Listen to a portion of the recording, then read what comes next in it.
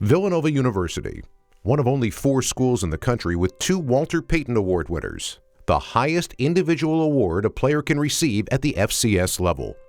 These 2 players, Brian Finneran and Brian Westbrook, have played for a combined 21 years in the NFL, hold a pile of records at Villanova, and have left a lasting impact on the program. Well, Brian Finneran, I think, probably would be one of the all-time greats that played in FCS football history. He could do everything, run, catch. He was the elite receiver in the country, had some incredible catches, and just an enjoyable experience having a guy like that play for you over a 4-year span. For me, what I remember most is just the camaraderie, the guys that were in the locker room.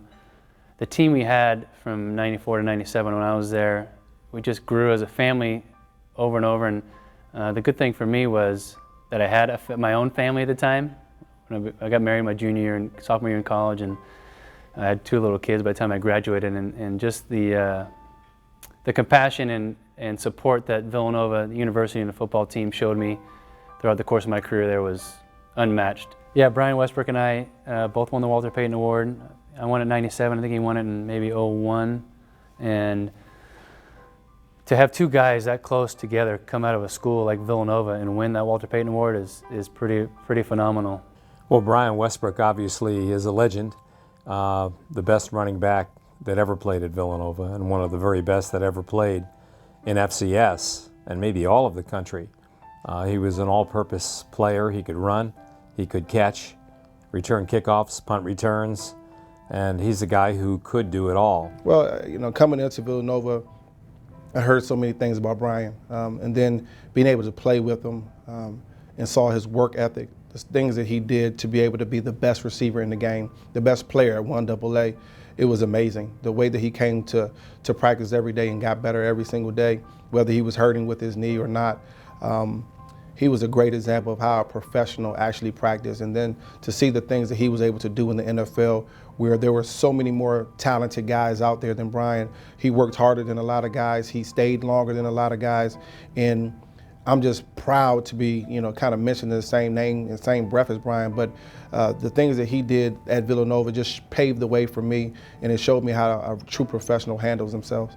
The Walter Payton Award was one of the best experiences of my life. A lot of times in life you work hard and sometimes you don't get rewarded for that, but I was at that point, I had gone through a lot of adversity, a lot of hard times, a lot of struggle, and just to be able to receive that award meant a lot to me. One of my idols at Villanova, Brian Finneran, won that same award, and it was one of the things that I strived hard to achieve, is to be the best player in the country, and I was blessed enough to be able to do that.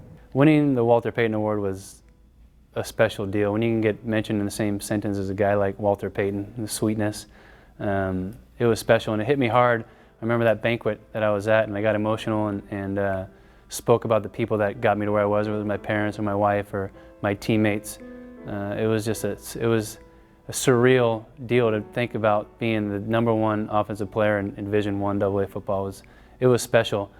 To be the only wide receiver to ever win the Walter Payton Award is pretty awesome. And it just gives you an indication of how dominant of a wide receiver and nationally well-known great player he was. That adage we have is of tapping a rock, Brian Finneran kept tapping the rock.